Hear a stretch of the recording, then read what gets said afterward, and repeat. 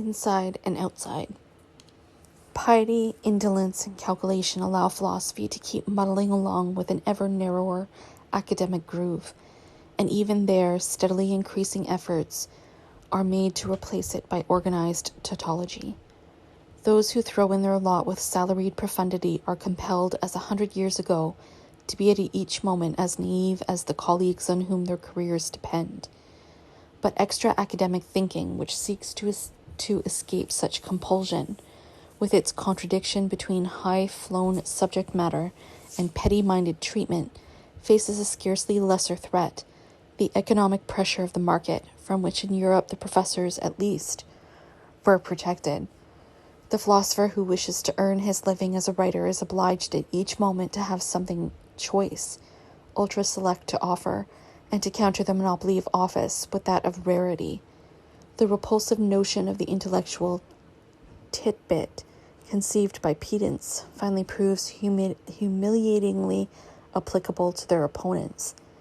The hack journalist, groaning under his editor's demands for continuous brilliance, openly gives voice to the law that lurks tacitly behind all the works on the cosmogonic eros. Cosmogonic eros?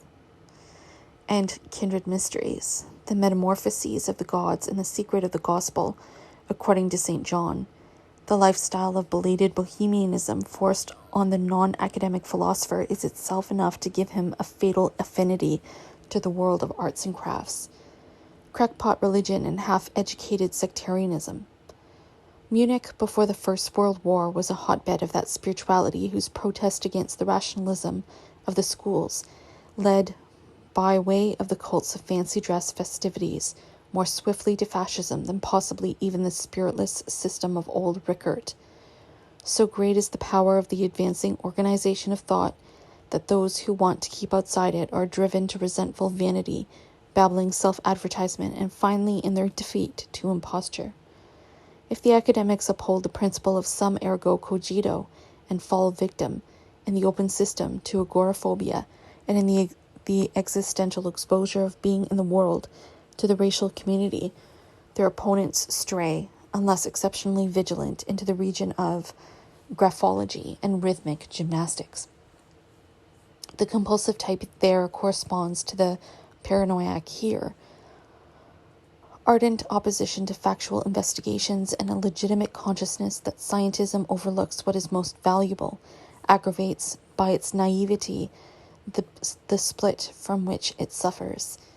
Instead of comprehending the facts behind which the others are entrenched, it snatches those it can reach in its haste, and makes off to play so uncritically with apocryphal knowledge, with a few isolated and hypostasized categories, and with itself that simple reference to unyielding facts is enough to defeat it. It is precisely the critical element that is wanting in ostensibly independent thought.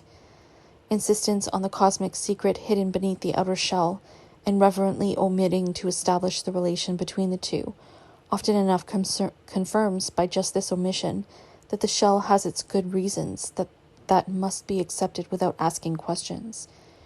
Between delight in emptiness and the lie of fullness, the prevailing intellectual situation allows no third way. Yet a gaze averted from the beaten track, a hatred of brutality, a search for fresh concepts not yet encompassed by the general pattern, is the last hope for thought. In an intellectual hierarchy which constantly makes everyone answerable, unanswerability alone can call the hierarchy directly by its name. The circulation sphere, whose stigmata are borne by intellectual outsiders, opens a last refuge to the mind that it barters away, at the very moment when refuge really no longer exists. He who offers for sale something unique that no one wants to buy represents, even against his will, freedom from exchange.